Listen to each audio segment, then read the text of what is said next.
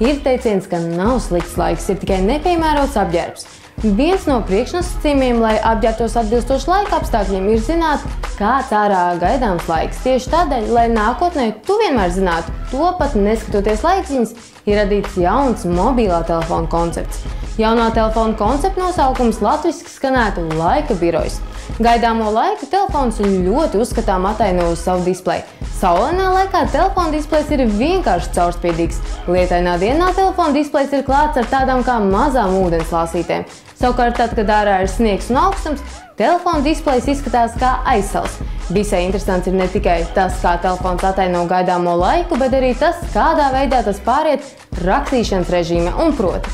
Ja tu vēlies ievadīt telefona numuru, kuram zvanīt, vai arī tu vēlies rakstīt īsiņas, tev vienkārši jāuzpūž dvaša telefona displejam.